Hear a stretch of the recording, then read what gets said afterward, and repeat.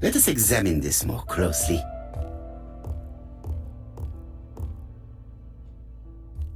Let us examine this. Certain characters in the two letters may have similar defects. Let us examine this. Certain characters.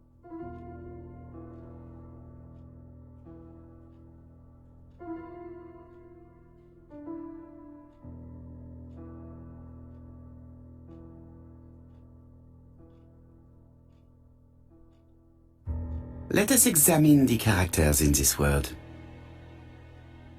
Let us examine the characters in this word.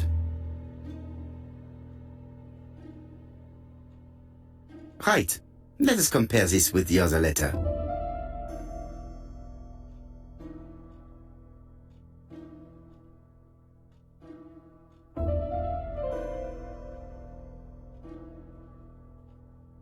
I don't see anything in particular. Let us look.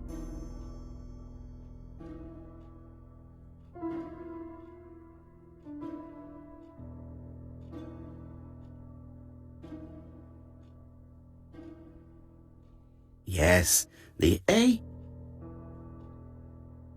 Right. That's right. The A characters in the two letters do indeed have the same defects. I have to find some other similar defects to confirm my theory.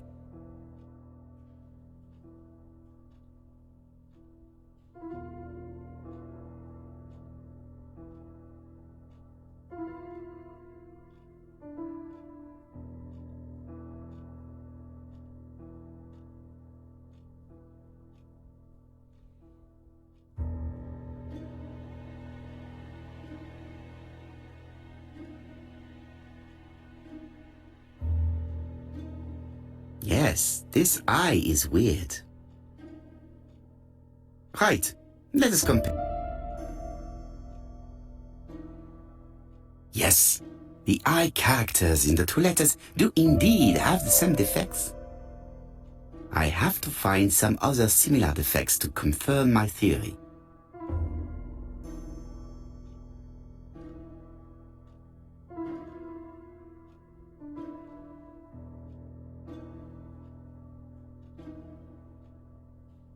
Let us examine the characters in this word. Nothing to report for these characters. Let us examine another word. Let us examine the characters in this word. Let us examine the characters in this word.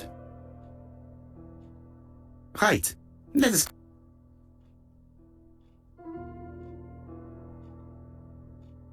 No, this character does not appear to have any defects.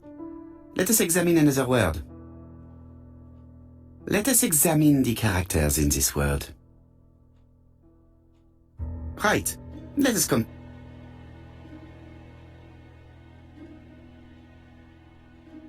No, I already saw... I have to find some other similar defects to confirm my theory.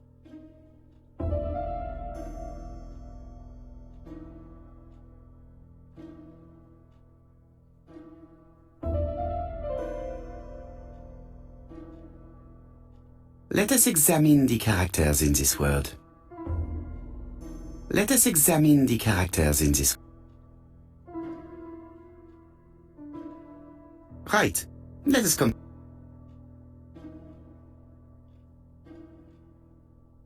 I don't see anything in particular.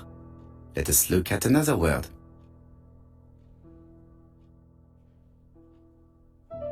Certain characters in the two letters may have similar defects. Let us examine the characters in this word. Right. Let us compare.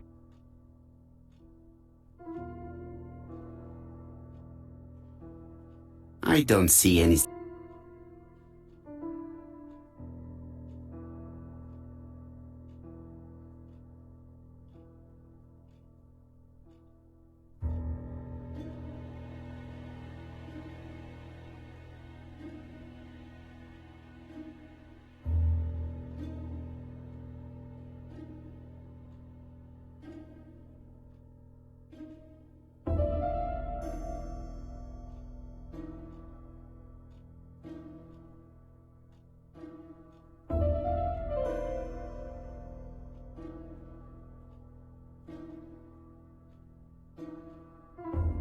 Let us examine the characters in...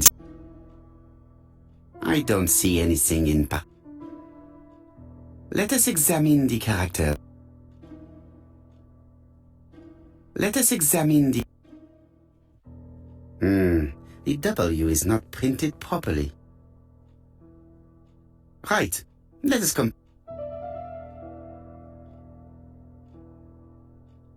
Of course, the W characters in the two letters do indeed have the same defects. My theory was right. These two letters were written with the same typewriter. Both letters were written on the same typewriter and show the same characteristics. You surprise me, Poirot. You usually ignore material proof. But there is nothing usual about this case, Hastings. Nothing must be overlooked.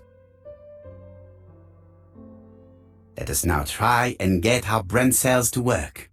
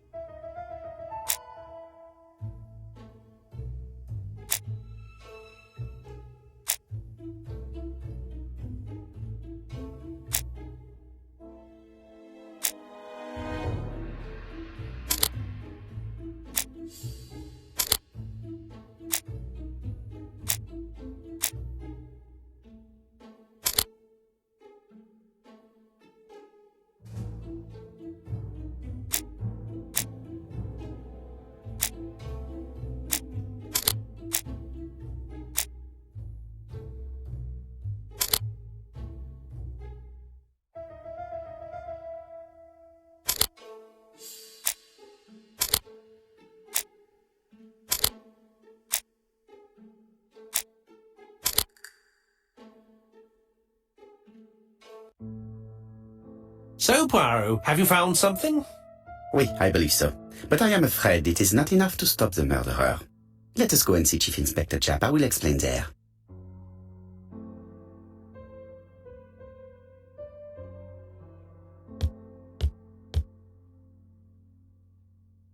Daily Flicker, June the 22nd, 1935. Battle over control of bank system. What will the government do for money? Andover, murder of a tobacconist.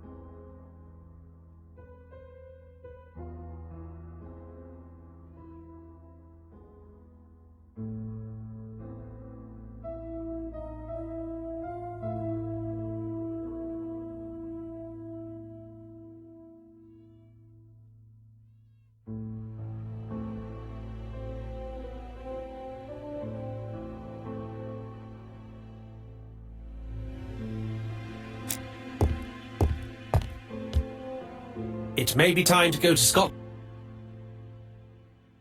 It may be time...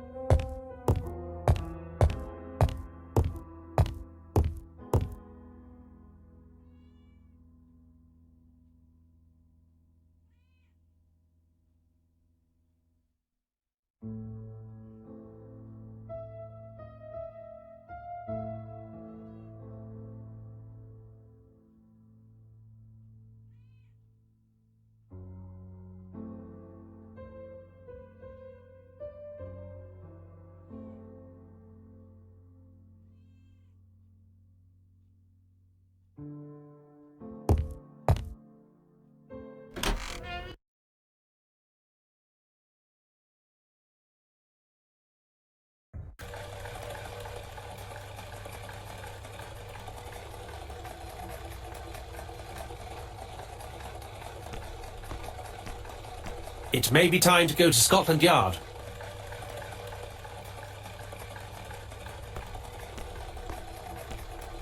To Scotland Yard, please.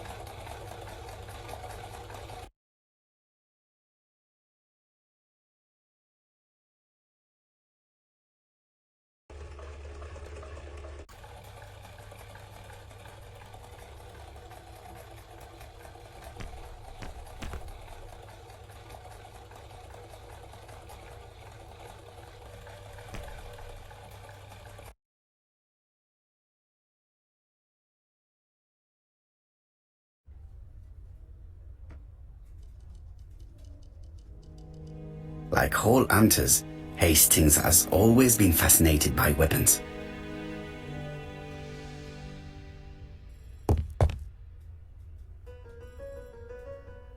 Jap has invested a great deal in his career.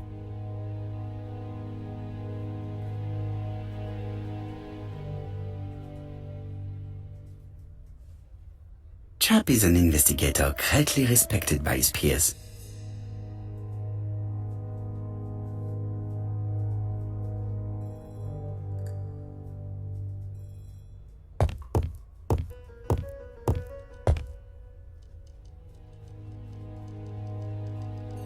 London. I really like this city. One thing is certain, you never get bored here.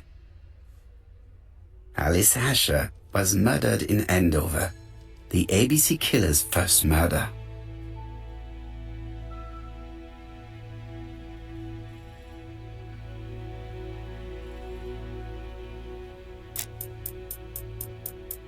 Jap appears to be snowed under.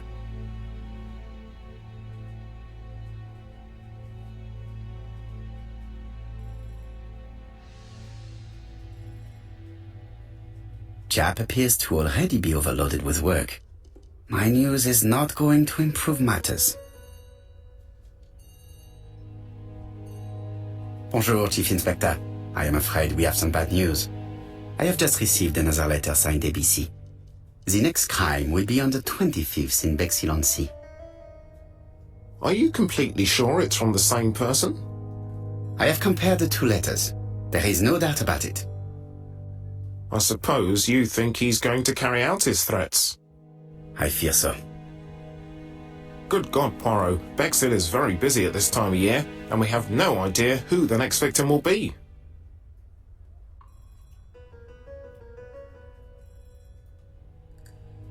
I suspect that the name of the second victim will start with B. What on earth makes you think such a thing? I thought about it when I saw the name Asher clearly written over the shop door of the unfortunate woman who was murdered in Andover last month. When I received a letter mentioning Bexhill, I deduced that the victim, like the town, might have been chosen by alphabetical order. So it's an alphabet fiend. I'm going to have a list drawn up of all the people whose name starts with B. I hope there aren't too many of them. Bien, we should leave you to work, Chief Inspector. You have a few days to prepare yourself. Thank you for coming, my friends.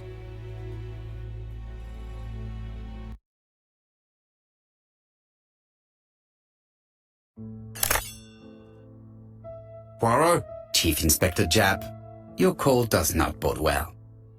Indeed, we have just found the body of a young woman on the beach in Bexhill. An ABC was placed on the body. We'll be there as soon as possible.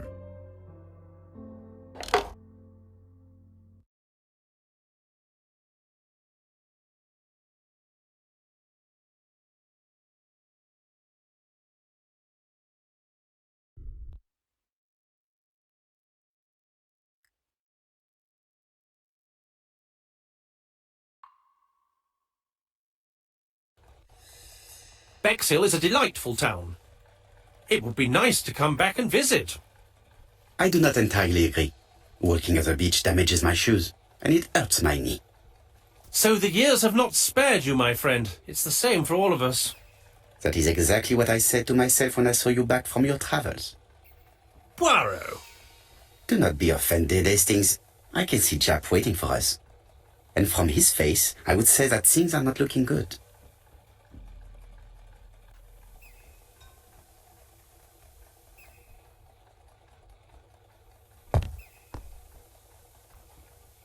Bexhill seems to be a pleasant little town.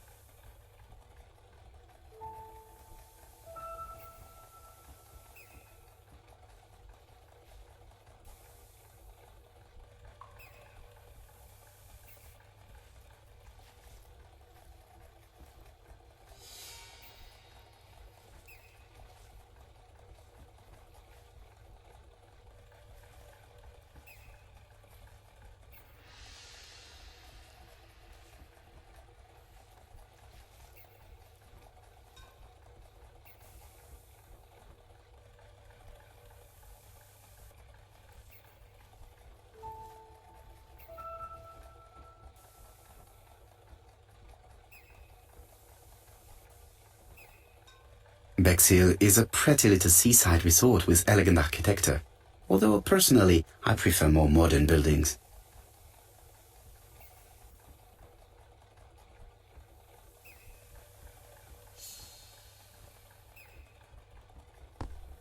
Bexhill is a pretty little seaside resort with elegant architecture, although personally I prefer more modern buildings.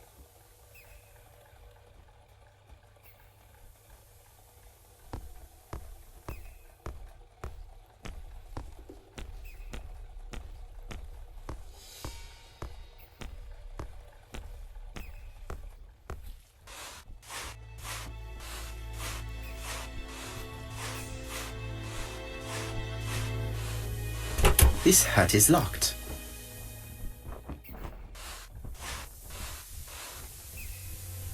This hut is locked.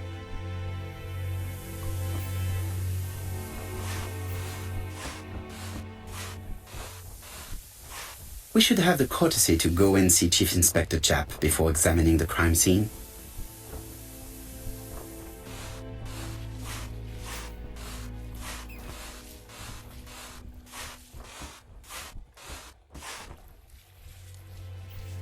How do you do, gentlemen? Chief Inspector? I fear your admirer has struck again, Poirot. We haven't yet identified the victim, but it's a young woman, 20 to 25 years old. Death occurred last night between 11:30 and 1 o'clock, and we found an ABC guide on the body. Was she pretty? Come on, Poirot, that's rather out of place. It has no bearing on the murder. Are you certain? For women it is often the most important thing. It often decides their destiny. The body hasn't been moved. You can see for yourself. Has the press been informed? Not yet, but I'm planning to. I haven't yet informed them about the presence of the ABC guide in Andover. Nobody has reported a young woman missing? Not for the moment. No witnesses, I imagine? Indeed. We've asked everybody who may have met a young woman fitting her description last night to come and see us, but I have little hope of gaining anything from it. It's early days, Chief Inspector, and the news may not have spread around the town yet. I hope you're right, Hastings.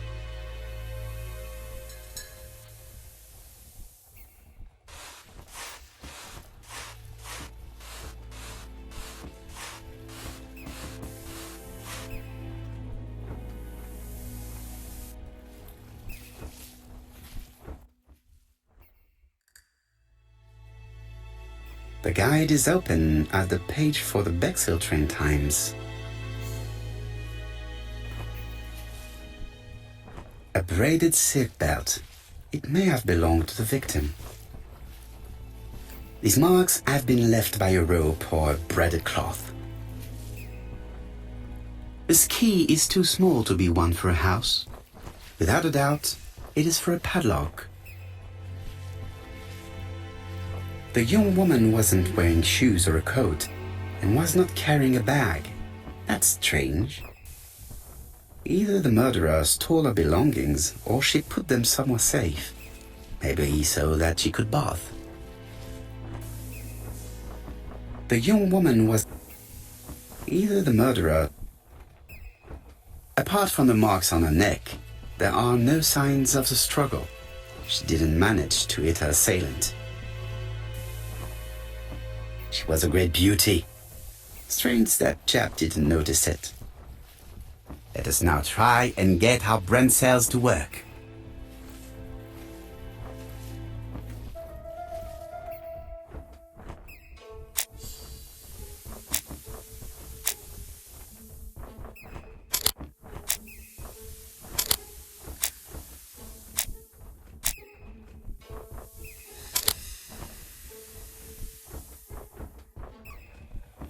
The poor child must have been strangled with his braided belt. Unfortunately, in view of the fabric, it is unlikely that we will find any prints. Let us now try and get our brain cells to work.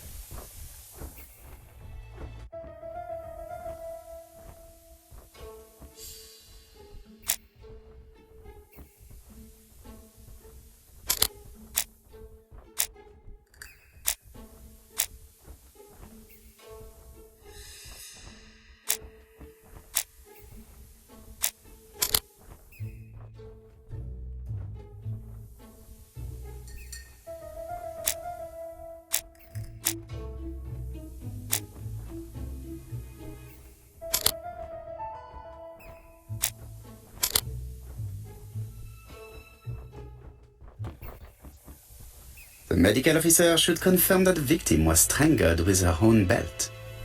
That's what I thought. She shows the usual signs of strangulation.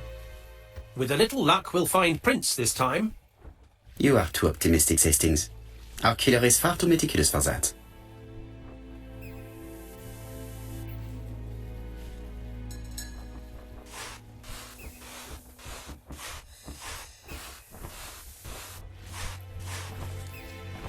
This hut is locked.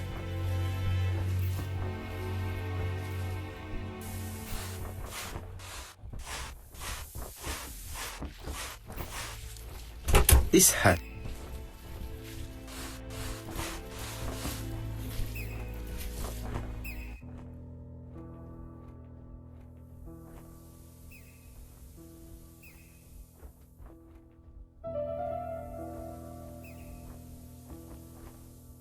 A dual locking padlock. I need.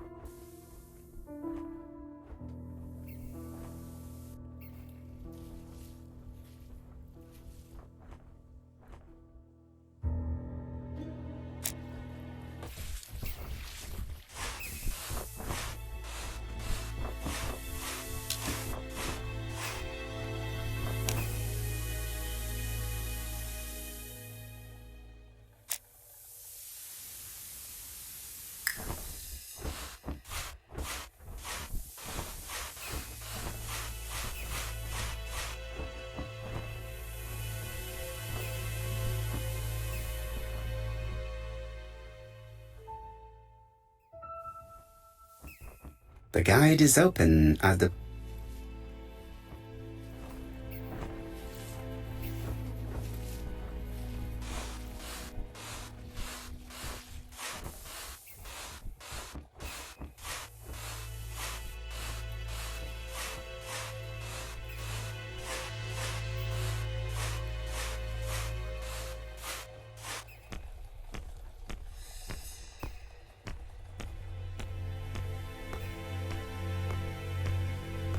Bexhill is a pretty little seaside resort with elegant architecture, although personally I prefer more modern buildings.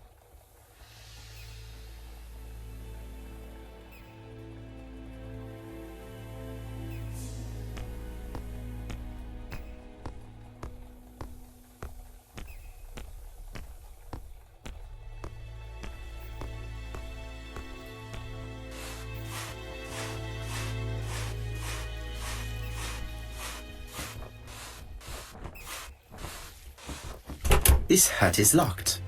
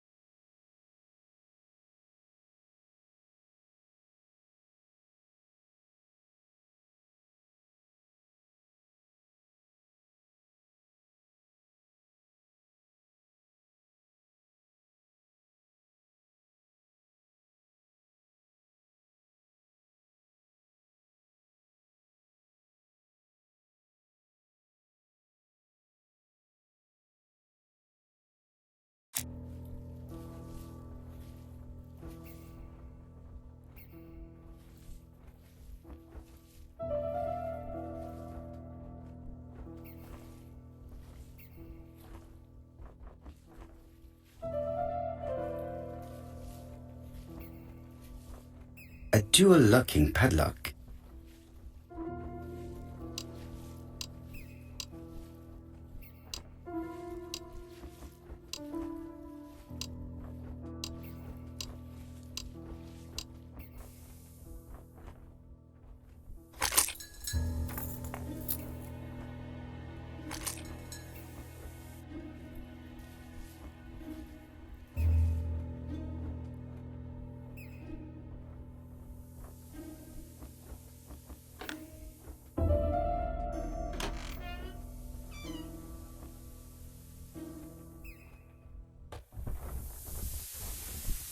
The purse is full. Yet again we can dismiss theft as the motive for the murder. Here is the watch she must have removed to prevent it from getting wet. A top brand lipstick. She liked to take care of her appearance. As well as a photo of the victim with some company. It could be useful to me.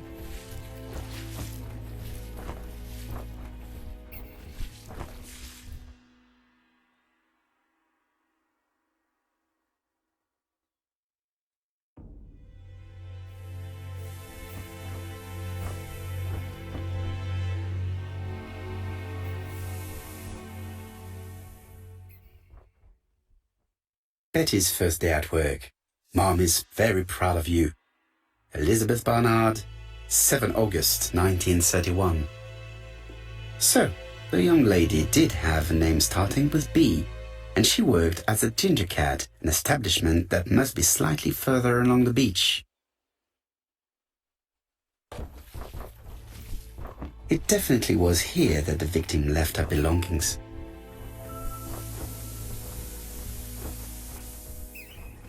Jap has gone to the police. The victim has been identified and her family had reported her disappearance. She was called? Elizabeth Barnard, mainly Betty. She worked as a ginger cat at the cafe slightly further along the beach. But Poirot, how on earth?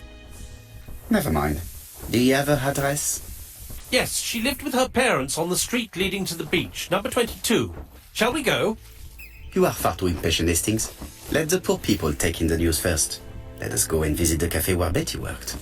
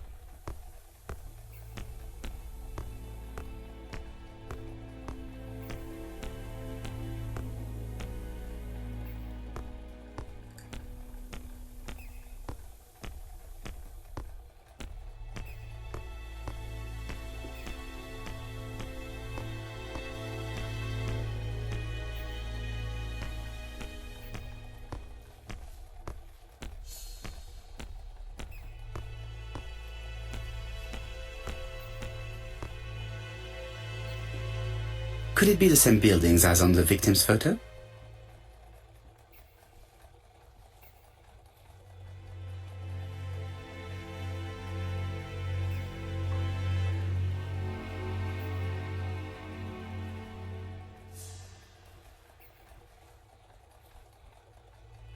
This is definitely where the photo I found in the hut was taken.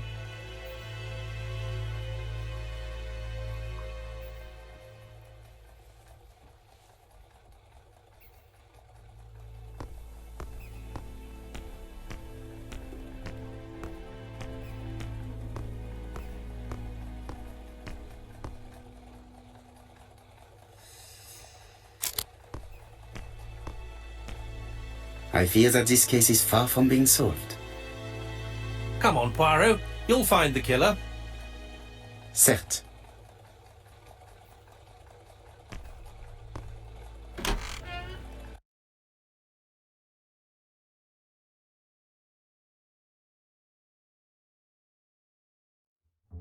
I'll be with you in a minute, gentlemen.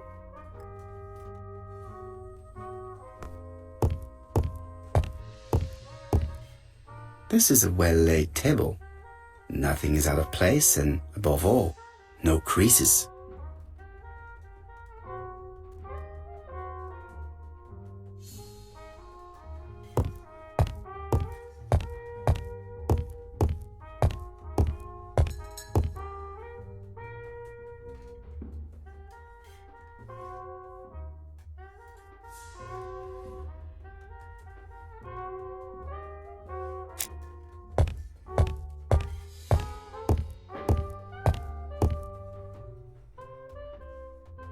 Something tells me that she's the owner of the ginger cat.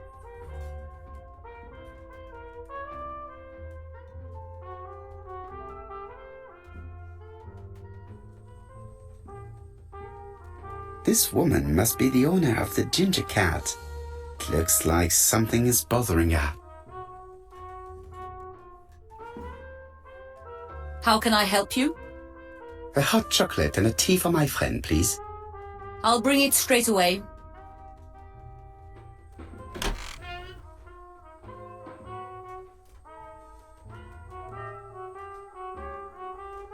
What a pity.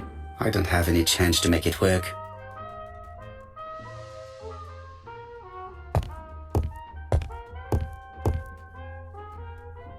I need to know the time range during which Betty was working on her own.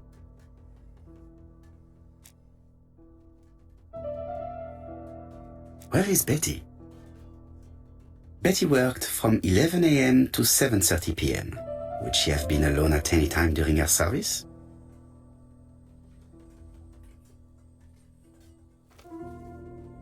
These are the different waiting staff's bills.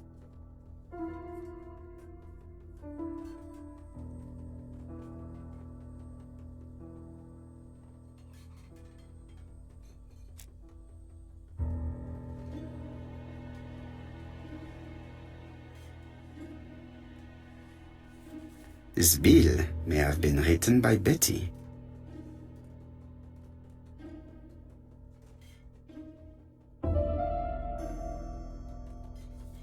Most probably a family.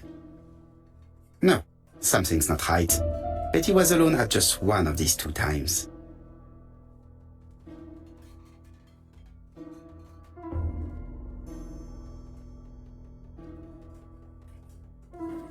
This bill may... Most probably a family. No, something's not...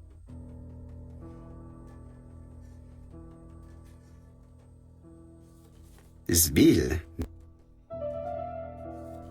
Betty wasn't serving on her own at these 2 times. Let's keep searching. Maybe I should consult the register again.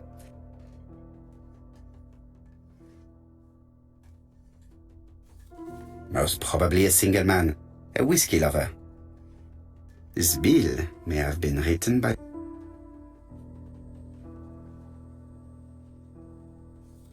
No, something's not right. Betty was alone at just...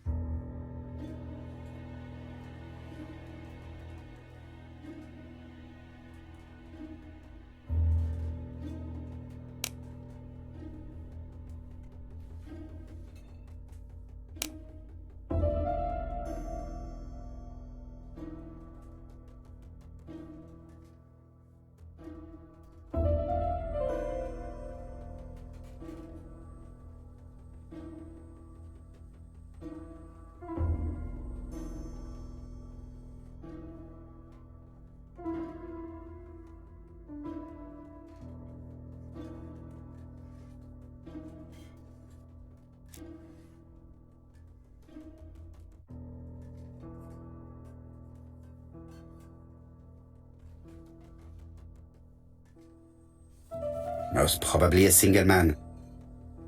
This bill may have been...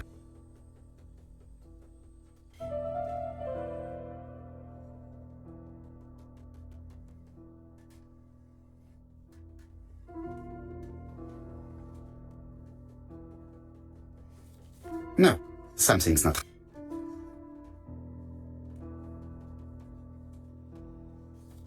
Most probably a single... This bill may have been...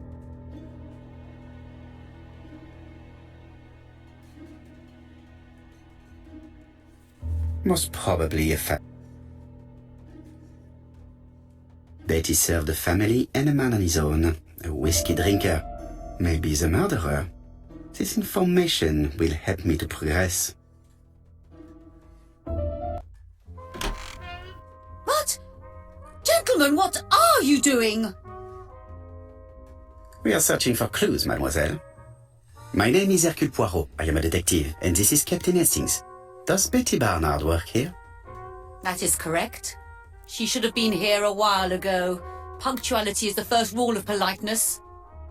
I fear that Miss Barnard will not be coming today. She has just been found, dead, on the beach a few hundred meters from the cafe. How awful. Poor young thing. What happened? She appears to have been murdered. This is most distressing. How this will affect my business, I shudder to think.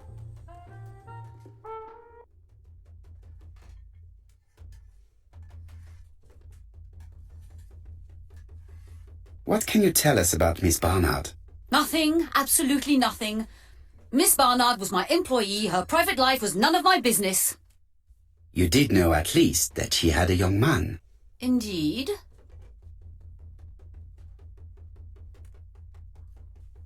This photo was found. Is this him? Yes, that's him all right. But I haven't seen him for some time.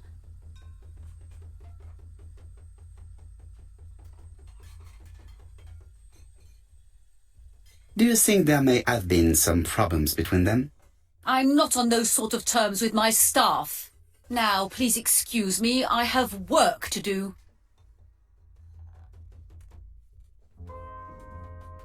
The customer who ordered the whiskey might provide us more information. He may have been the last one to see Betty alive. It is an interesting idea, Hastings. Maybe he is a regular guest. What do you think, mademoiselle? I don't think so. Our regular guests tend to order tea and cakes. At this time of the year, there are a lot of tourists about you never see again. That's what I thought. Time to visit Betty's home.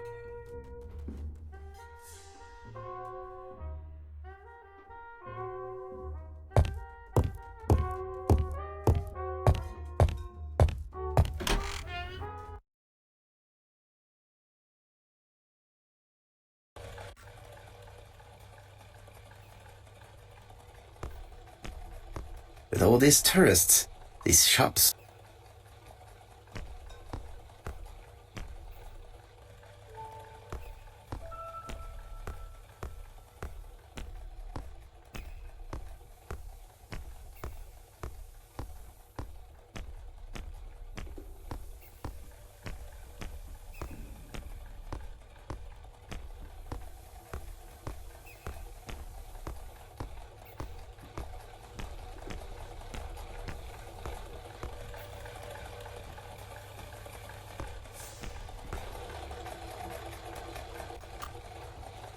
I think we've gone past the Barnard's house. Luckily for me, you haven't.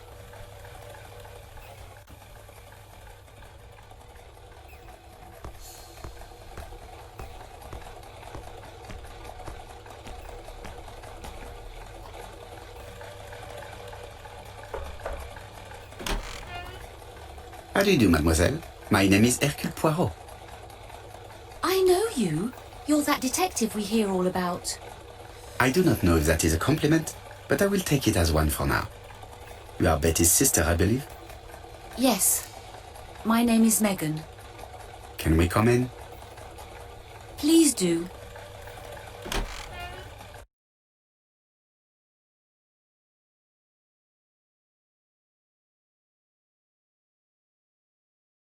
My parents are at the police station. I doubt they'll be up to speaking to you later. Do not worry, we will not bother them. Did you know your sister's plans for yesterday evening? No. I arrived by train this morning. My parents called me in a panic when they discovered that Betty had disappeared. She went out last night, but she didn't tell them where she was going. What was your last conversation about? Her new dress. She wanted a pair of black stockings to go with it. Mother brought her a pair, The very day it happened. She was crying. And to think that Betty never even wore them. Poor Mummy.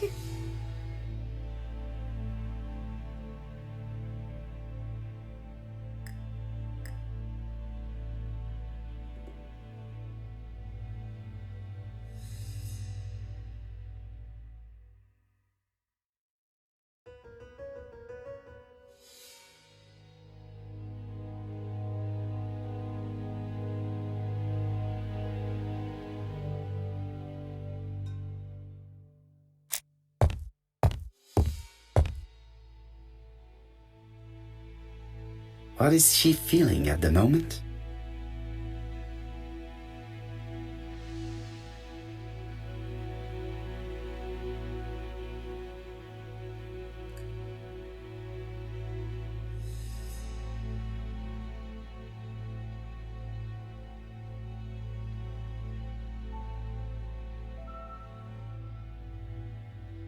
Mr. Poirot, I don't like being stared at.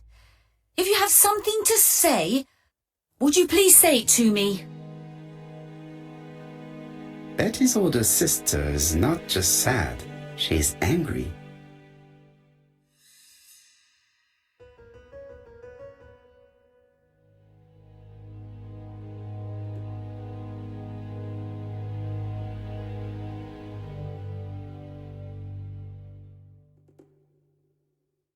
Did Betty go out often? My sister wasn't a child, sir.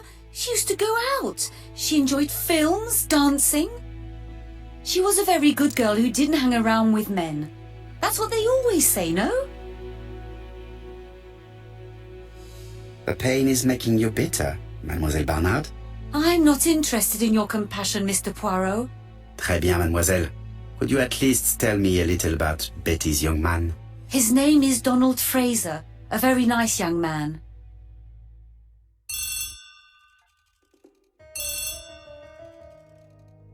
Oh, excuse me, I have to answer that. But of course. Betty's room is opposite the stairs on the first floor. Feel free to take a look if you think it might be useful.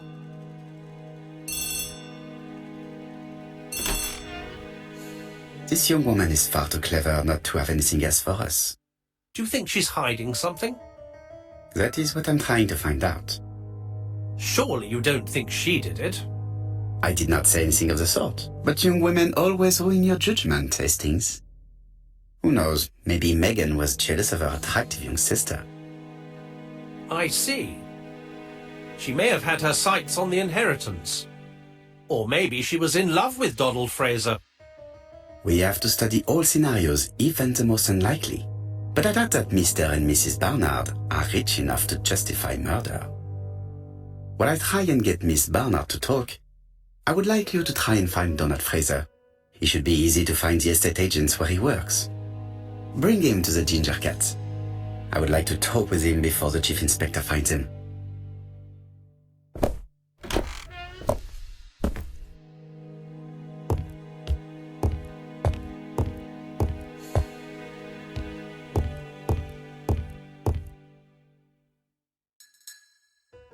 The Barnard appear to make music a priority in their budget.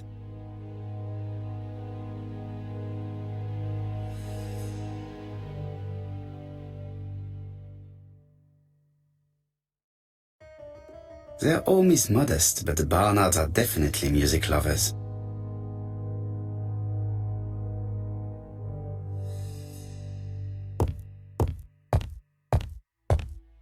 Megan invited me to examine her sister's bedroom.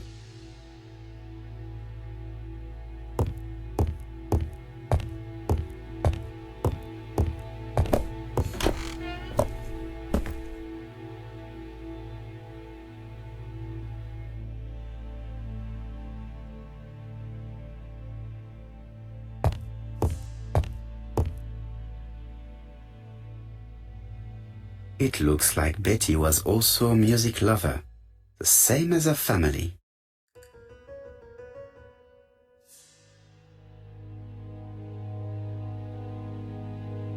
Without a doubt, Betty used to sing.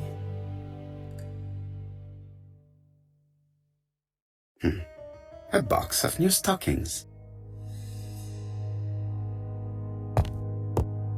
Looking at all the clothes she took out, Betty must have had a problem deciding what to wear. Maybe she had a date?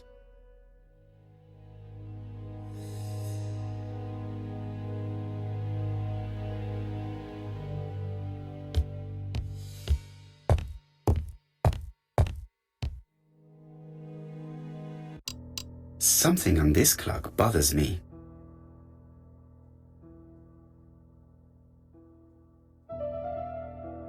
There, that's better.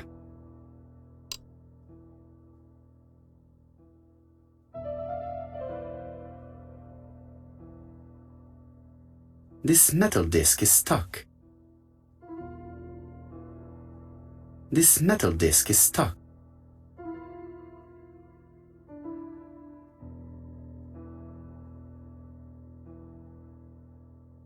What a strange mechanism. I don't think it serves to turn the hands.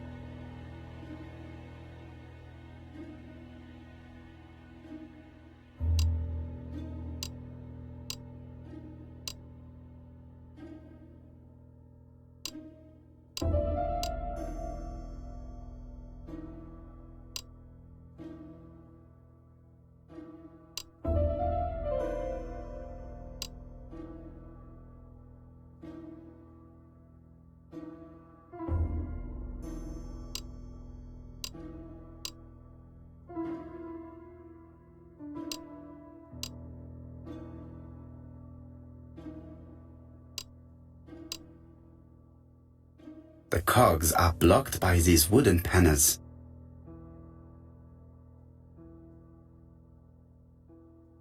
The cogs are blocked by these wooden panels.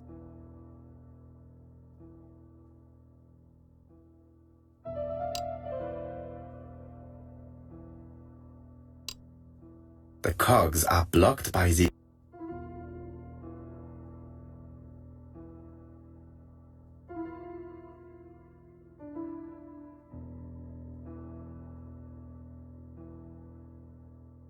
This wooden panel is blocked. Strange. A sheet of paper is blocked in the clock.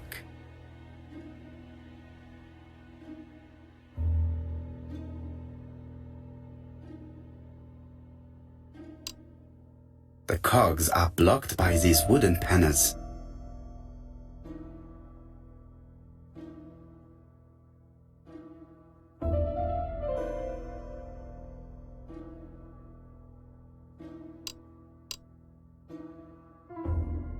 The cogs are blocked by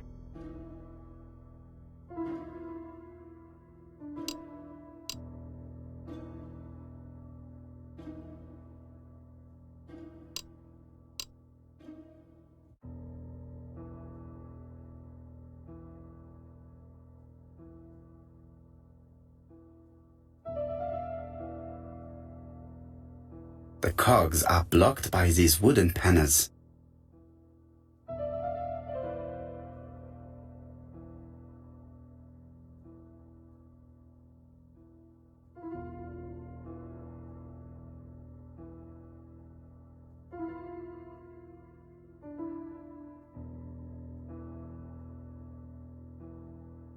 The cogs are blocked by these.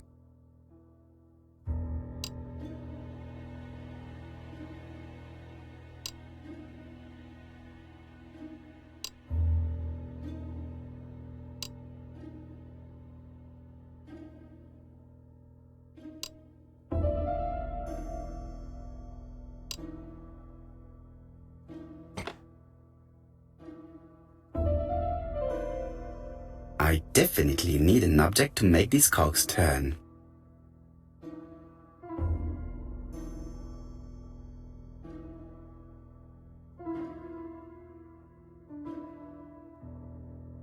This metal disc is stuck.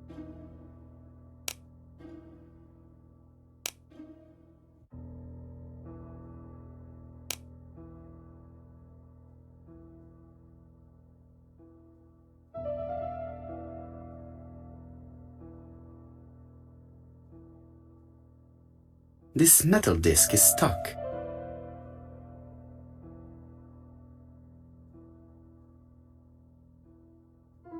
This wooden panel is This wooden panel is...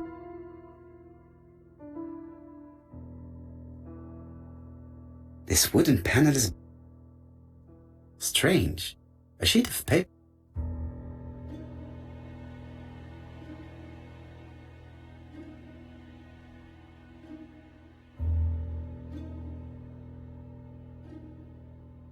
I definitely need an object to make these cogs turn.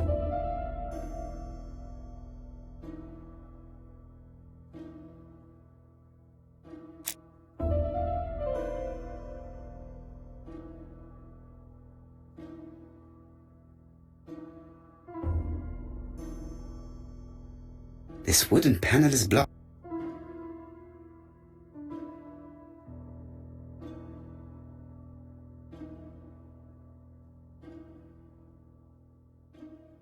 I definitely...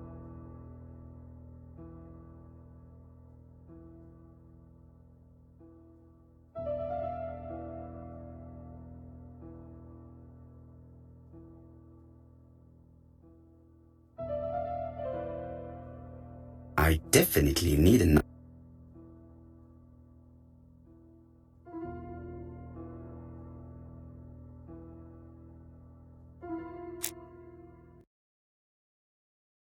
A record sleeve with a handwritten title. Betty must have recorded the demo. I'd be interested to hear it.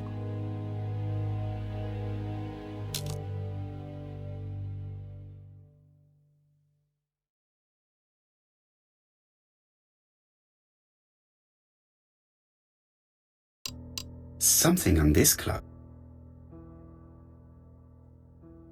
There, that's better.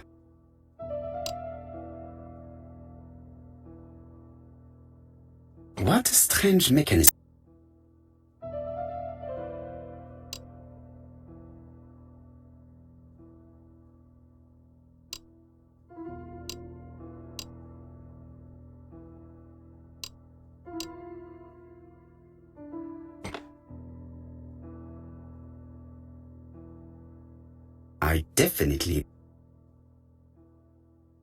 I definitely need...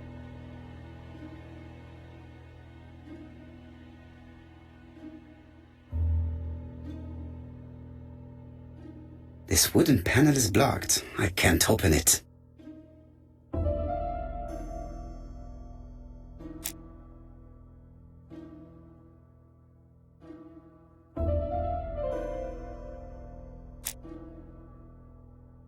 This wooden panel is blocked. I can't open it.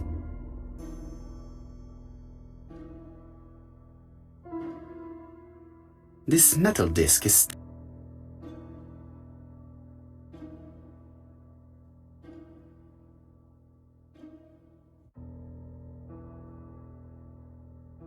This decoration appears to be firmly fastened. This decoration appears to... This decoration appears...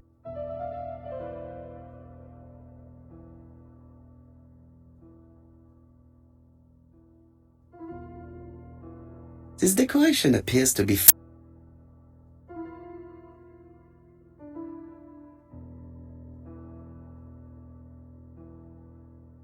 This leg is not well attached.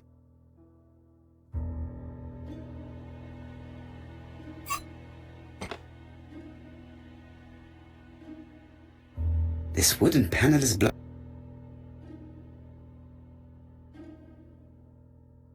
This metal disc is stuck.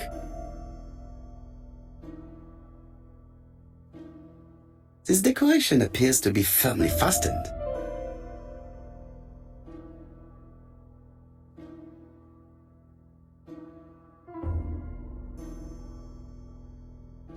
I definitely need an up. This wooden panel is... This wooden panel is...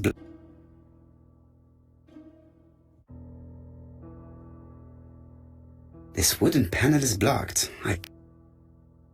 This wooden panel is... This wooden panel is...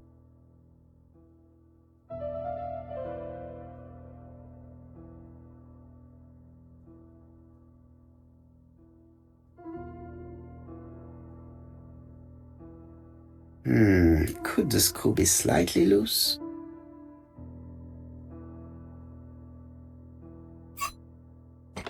Good. It should be possible to open the wooden panel.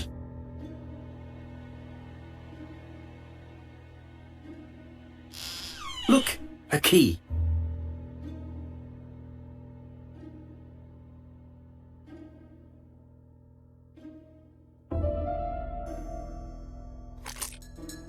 This could be useful.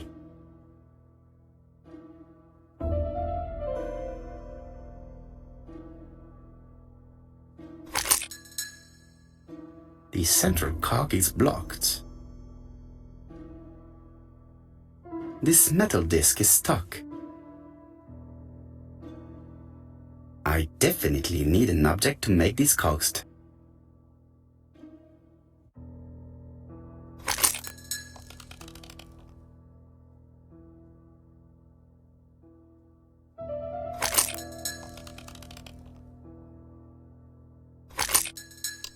Something clicked on the front of the clock. A new lock has appeared. What does it open?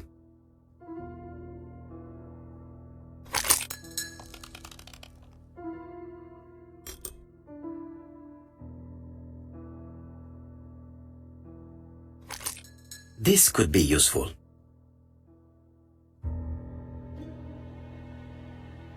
Betty, I enjoyed a wonderful evening in your company, and I hope that we will see each other again very soon. D.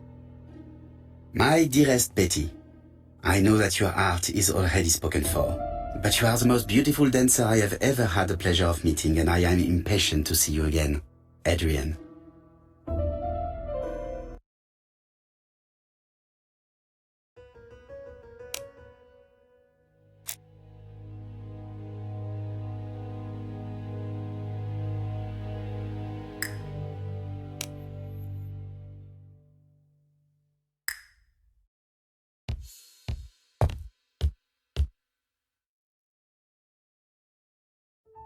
Medicine to prevent voice loss.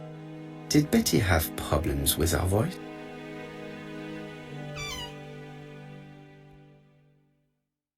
I've finished with this subject.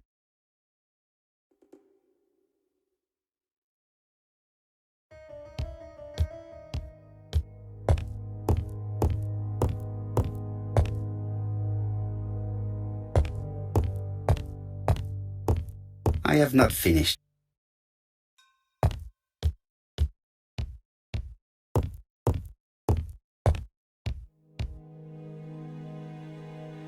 Betty, I enjoyed a... My dearest Betty.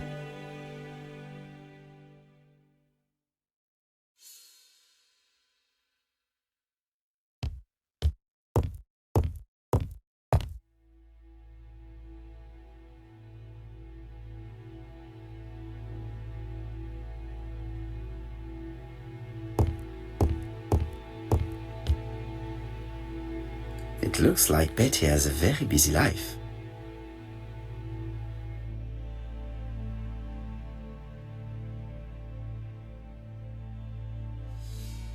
Betty liked luxury and going out, and being as pretty as she was, she probably did not have any problem getting herself invited.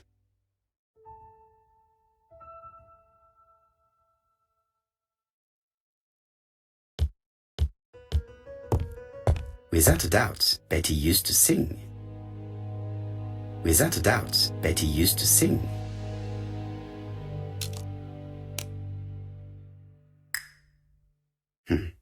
A box.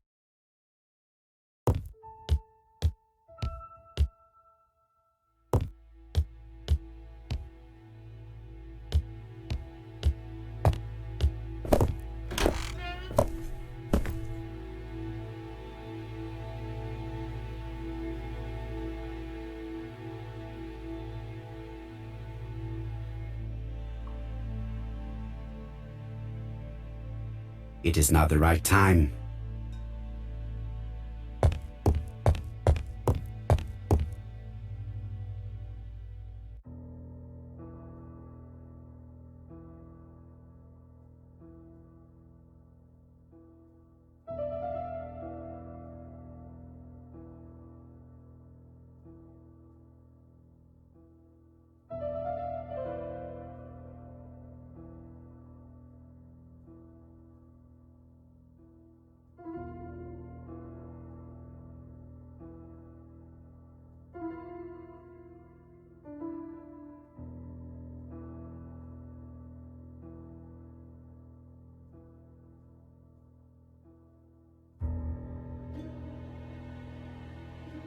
Let us see. What is this cupboard hiding?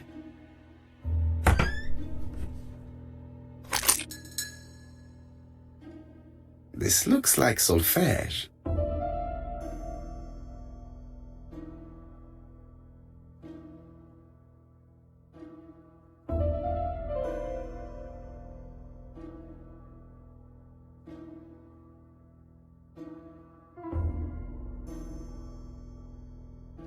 That doesn't work. I must have forgotten.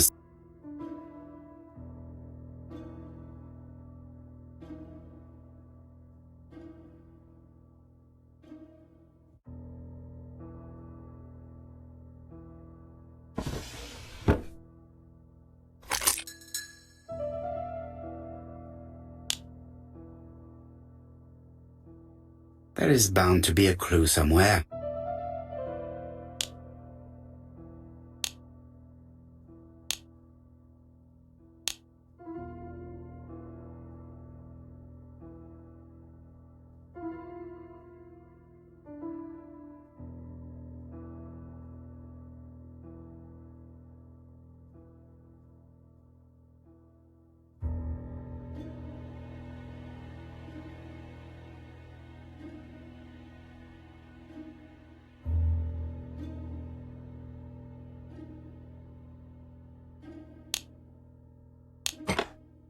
I heard the sound of a mechanism being triggered.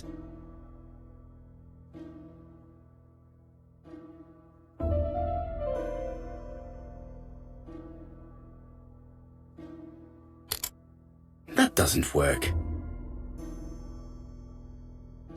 That doesn't work.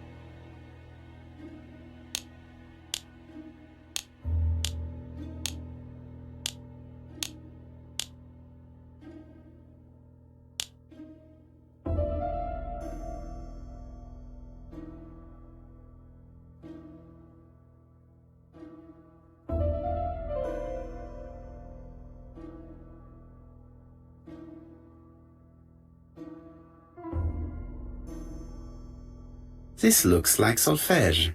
There is probably a link with what I saw in the drawer.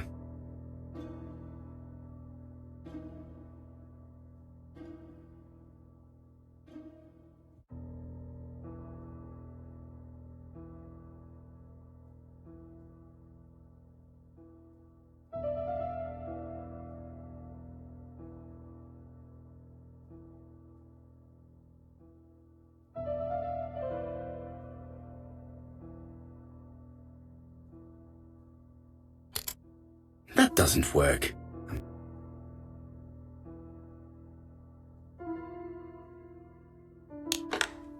I heard the sound of a mechanism.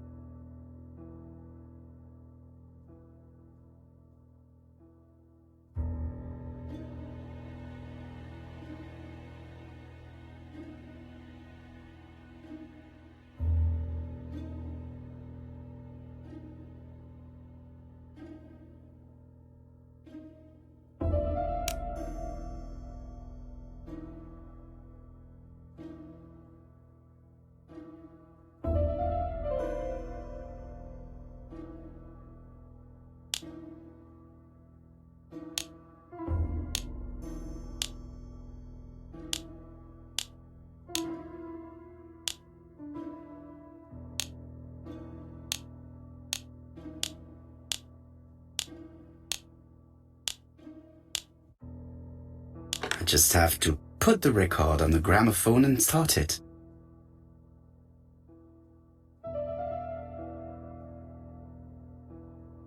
It looks like some...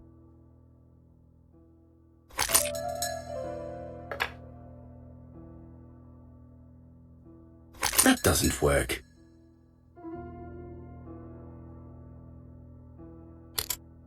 That doesn't work.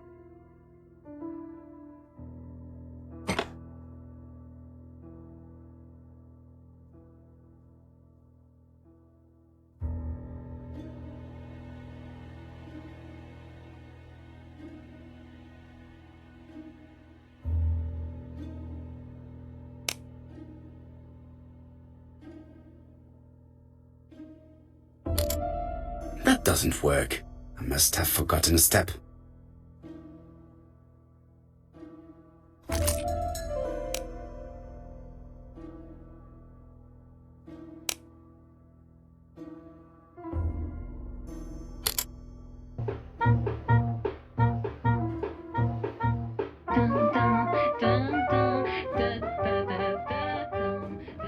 Oh, Donald! We're in the middle of recording. Sorry, Betty, but it's not wise. The doctor said you should rest your voice. You're such a killjoy sometimes.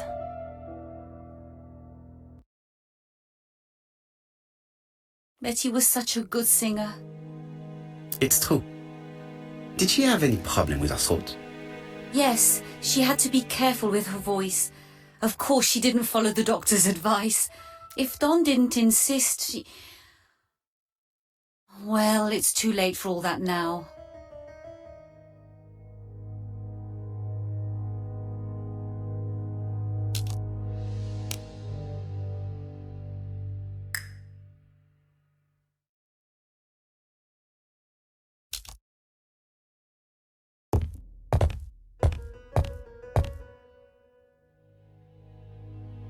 It looks like this woman is single, but she has feelings for someone.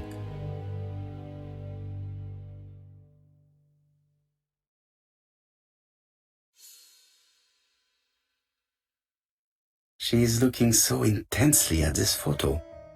But is it really her sister that she's studying in this manner?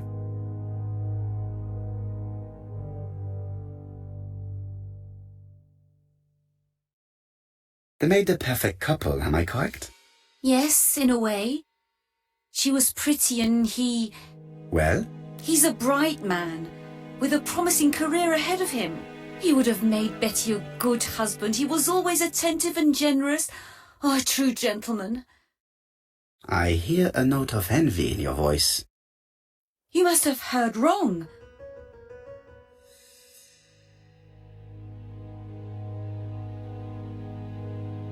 Donald appeared to be very much in love with your sister. Yes, he was mad about her. Mad, you say? Being madly in love can often be destructive, and Mr. Fraser was known for being jealous, I believe. No more than average. Men are always slightly possessive, especially when they are with a pretty woman. I am not your enemy, Mademoiselle Bernard. And you are not my friend either, Mr. Poirot, sir. Yes, but your lies are not helping Mr. Fraser, or you for that matter.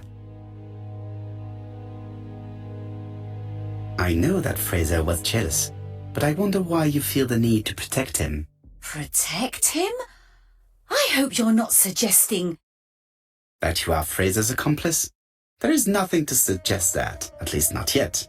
It would appear that your sister's murder is the second in a series that we have to stop as quickly as possible. The first was in Andover, and the same as your sister, the murderer sent me a letter informing me that a crime would be committed in that town. Now can I count on your honesty? Yes, you have my confidence, Mr. Poirot.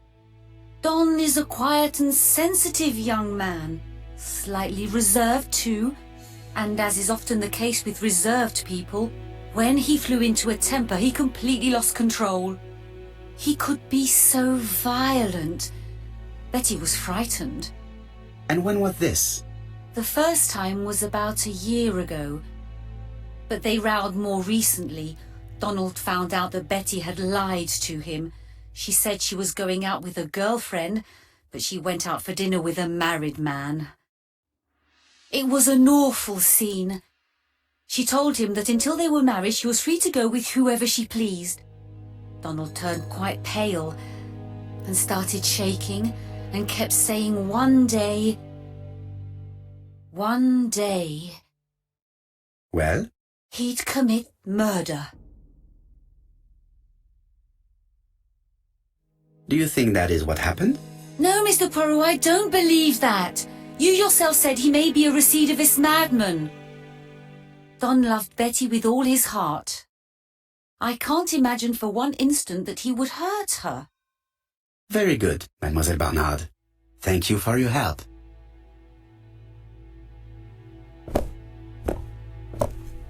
Fraser is at the Ginger Cat. The police haven't spoken to him, but they want to. Très bien, Hastings. Let's see him now. Au revoir, mademoiselle. My deepest condolences to your parents. Of course, Mr. Poirot. And don't be too hard on Don. He's more fragile than he looks. If you say so. Let us now try and get our brain cells to work.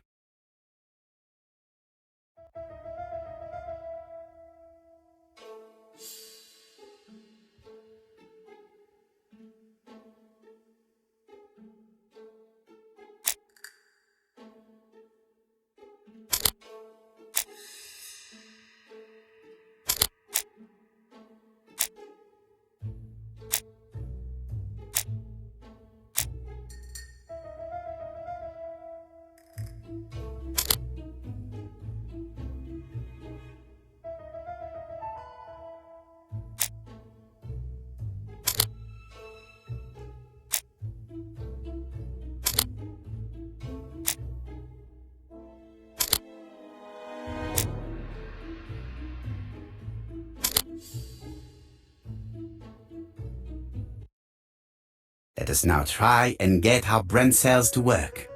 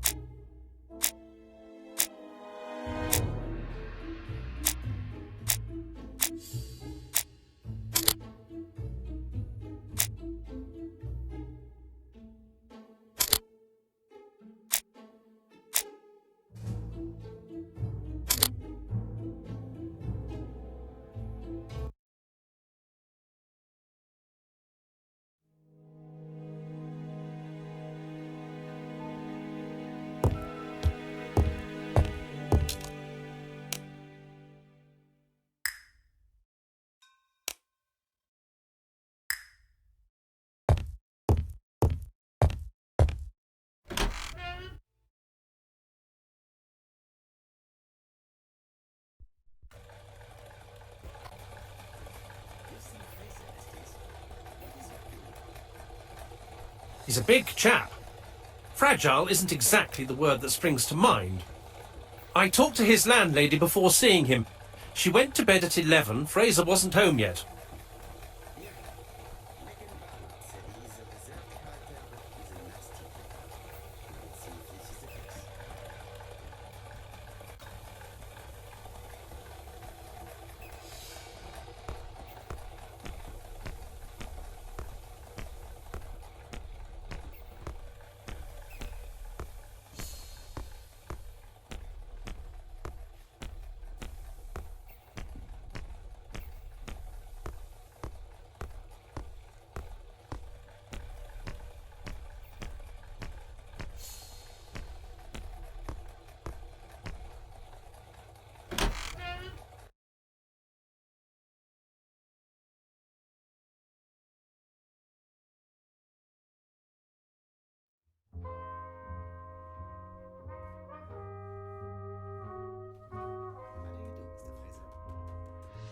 You're Hercule Poirot.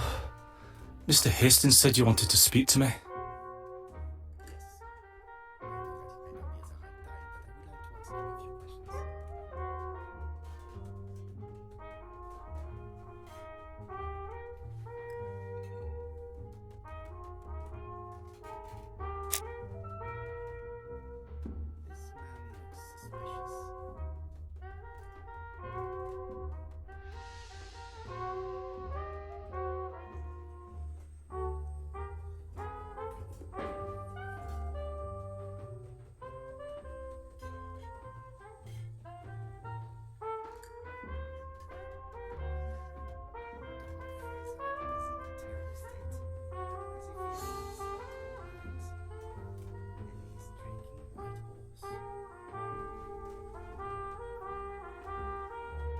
Leave me alone.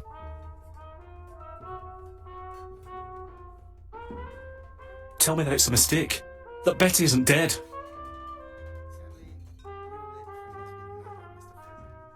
Oh, Betty, if only you'd listened.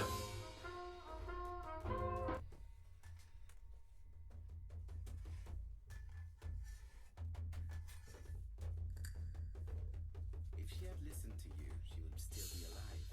Should I take that to be a confession? With that sort of thinking, you must send a lot of innocent men to prison. Under different circumstances, I might even find you amusing, sir. It's no time for amusement, Mr. Fraser. It is time to find your fiance's killer. Did you know what her plans were for the evening? She said she was having dinner with her sister.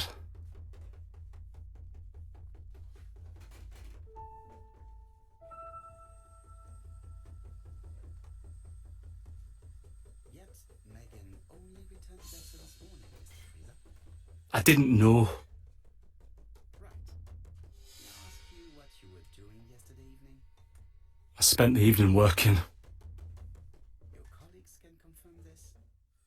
No, I often take work home with me.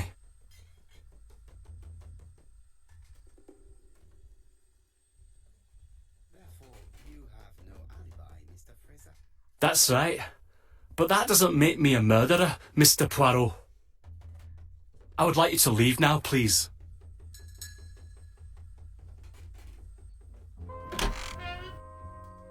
Ah, I knew I'd find you here, Poirot. I thought the victim's young man was here. Yes, is all yours, Chief Inspector.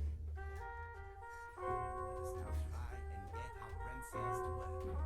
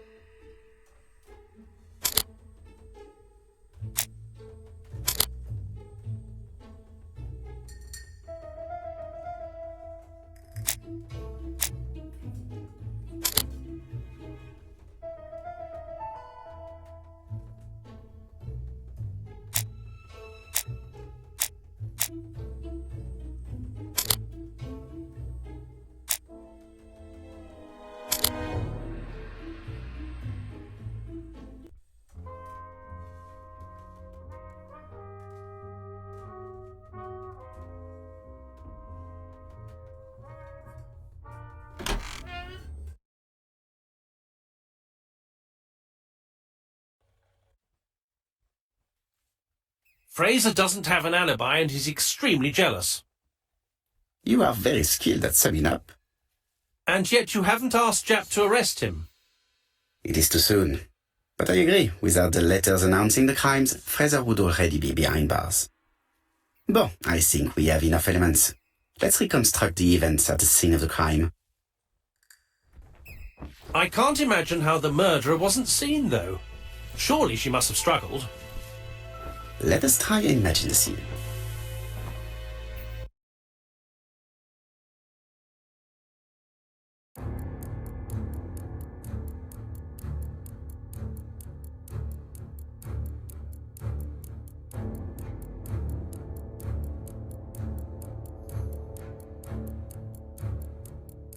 The killer and the victim are walking on the beach. Miss Betty has a bag a belt around her waist, and carries her shoes in her hand. Both of them walk slowly to hut number 5.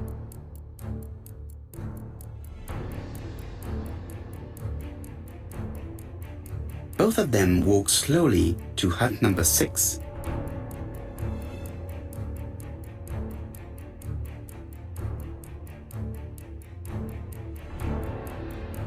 Miss Betty enters the hut. She leaves without her belongings. Then she hides a coat.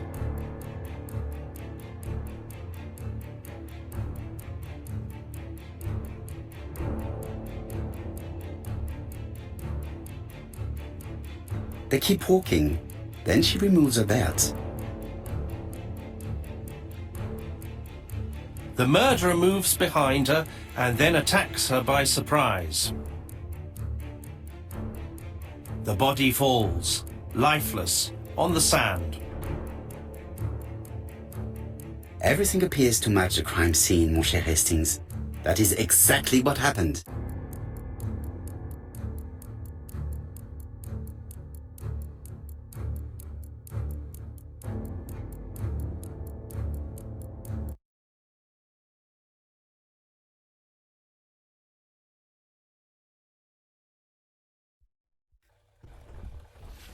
Without the ABC, we might have suspected Mr. Asher and Mr. Fraser.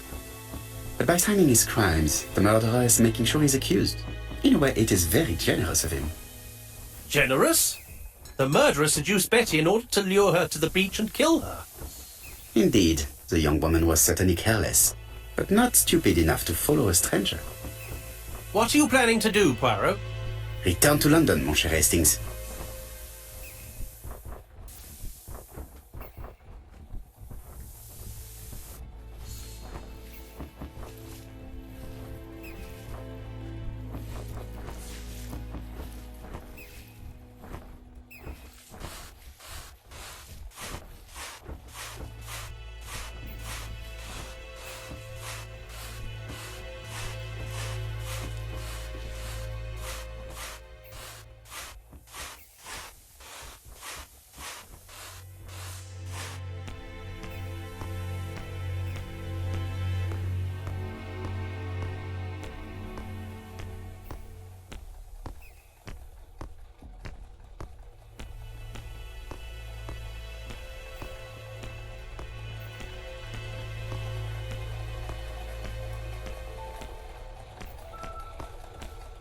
Right, back to London.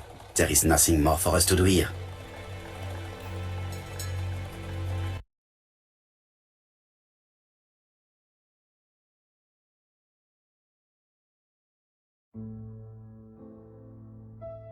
Japp has decided to reveal details to the press.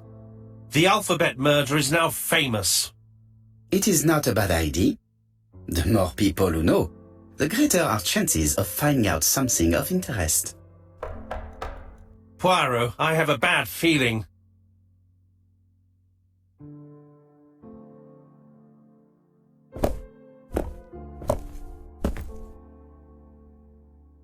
Poor Mr. Poirot, not so good at these little criminal matters as you thought yourself, are you?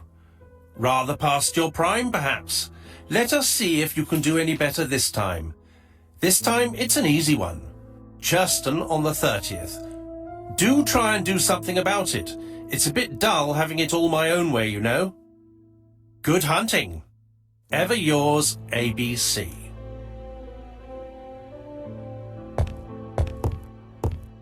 Good hunting. Did you hear that, Poirot?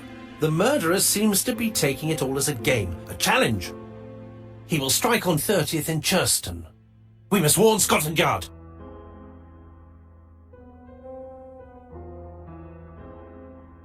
No time to lose. We must prepare our suitcases for Churston. Mon Dieu, it is already 10 o'clock. I will call Scotland Yard immediately.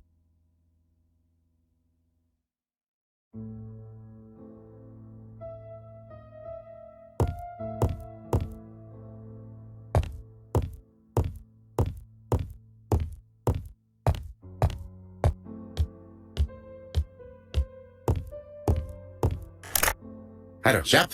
We received a new letter from ABC in the 10 o'clock post. Where and when? In Cheston. Today.